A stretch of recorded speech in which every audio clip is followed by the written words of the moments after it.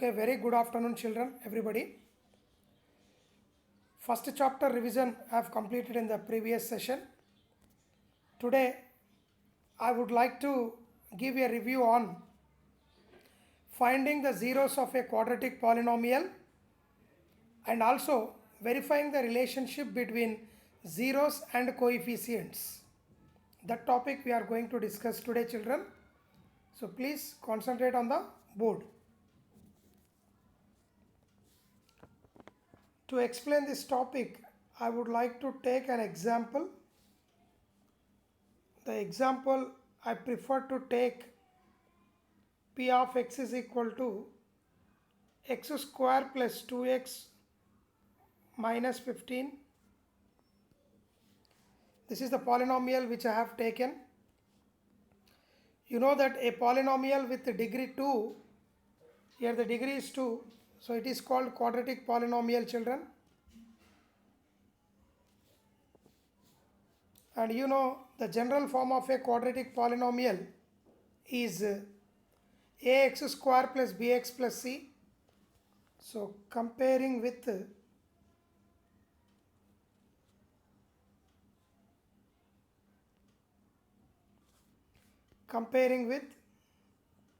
ax square plus bx plus c,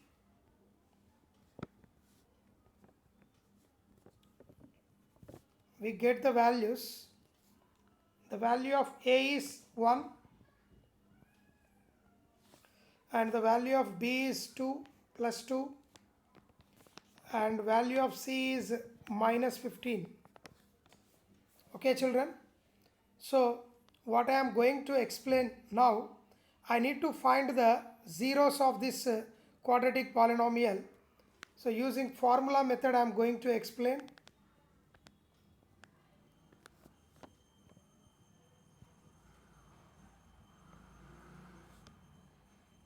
Formula method. If I want to find the two zeros of the quadratic polynomial, as you know the degree of quadratic polynomial is 2, so it will have only two zeros. If we want to find two zeros of the quadratic polynomial, first of all we should find the value of discriminant or delta. The formula for delta is b square minus 4ac. Just now we came to know the values of a, b and c, that I am going to substitute. B square 2 square minus 4ac, 4 into 1 into minus 15. We will be getting 2 square is 4, minus into minus plus, 4 ones are 4, 4 15s are 60, 60 plus 4, which means 64. Is it greater than 0 or less than 0, children? 64 is greater than 0. So we can say that when the delta value is greater than 0, the two zeros must be real and unequal. When the value of delta is less than 0, then the two zeros are unreal and unequal. When the value of delta is equal to 0, then two zeros must be real and equal. Now then I am going to find the two zeros. For that we will use formula minus b plus or minus root delta by 2a. So I am going to substitute the value of a, b and delta.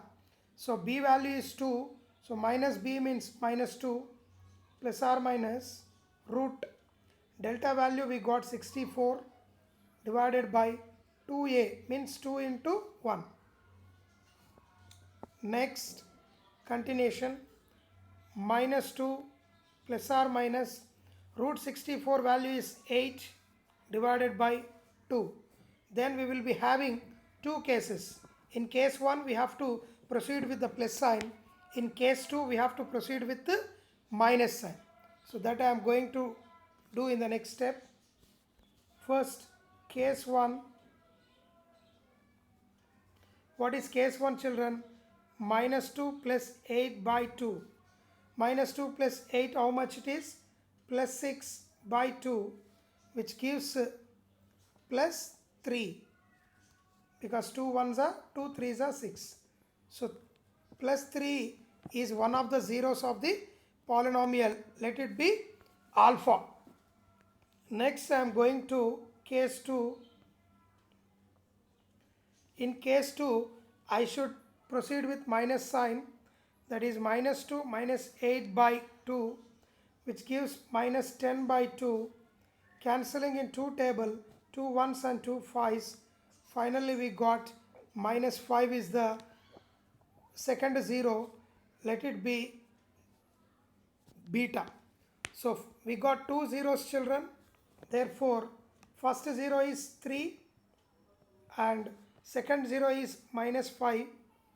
Be the required two zeros. Required two zeros of the polynomial of the given polynomial. What is the given polynomial, children? X square plus 2x minus 15. Now I am going to verify the relationship between zeros and coefficients.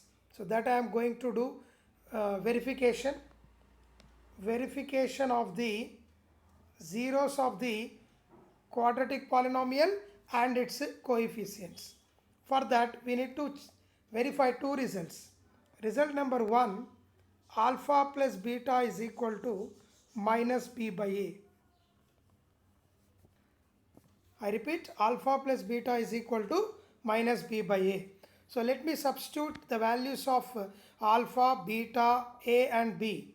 Alpha value is 3 plus beta value is minus 5 is equal to minus b value is 2 by a value is 1. So 3 plus of minus 5 gives 3 minus 5 is equal to minus 2 by 1. We can write as minus 2 plus 3 minus 5 is minus 2 is equal to minus 2. Hence I can say that LHS is equal to RHS. Now I need to verify one more result in verification, that is product of zeros alpha beta is equal to c by a. Now let me substitute the values of alpha, beta and c and a. Alpha value is 3, beta value is minus 5 is equal to c value is minus 15 divided by 1. 3 into minus 5 is minus 15 equals to minus 15 by 1 gives minus 15. Hence I can say that LHS is equal to RHS. So from this I can say that hence proved, because we got the two zeros 3 and minus 5 and they are verified with the coefficients also with the two formulas, that are sum of the zeros and product of the zeros. Suppose if you want to do find the zeros of the same quadratic polynomial by factorization method,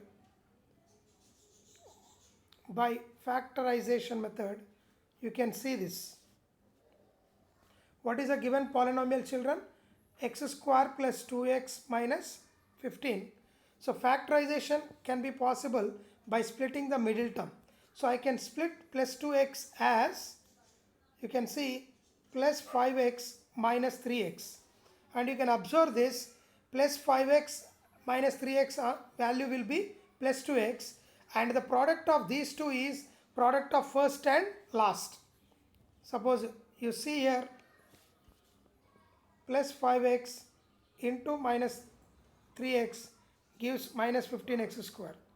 In the given polynomial, first term is x square, third term is minus 15, product of them also minus 15x square. So that means whenever you are going to find the zeros of the quadratic polynomial using factorization method, it is possible only by splitting the middle term, and when you split the middle term, the product of these two terms should be equal to the product of first and last.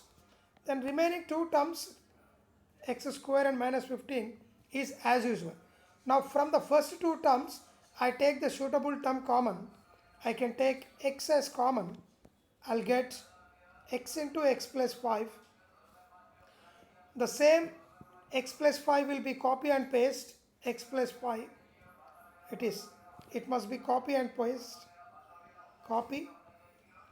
paste here, and before this I can keep minus 3, because minus 3 into x minus 3x, it is here, minus 3 into plus 5, it is minus 15. Now we are having two terms, one is x into x plus 5, another one is 3 into x plus 5. In these two, x plus 5 term is common, so that I can do in the next step, that by taking x plus 5 common, I'll get x minus 3 in the bracket. If I want to find the zeros, the product of these two will become 0. That means either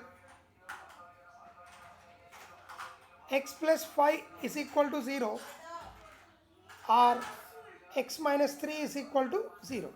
Then what happens when x plus 5 equals to 0, the value of x is equal to minus 5. When the value of x minus 3 is equal to 0, the value of x is equal to 3. So finally we got two values that are 3 and minus 5. Whatever the two zeros we got by formula method, the same values we got 3 and minus 5 using formula method, and even by factorization method also we got the same answer.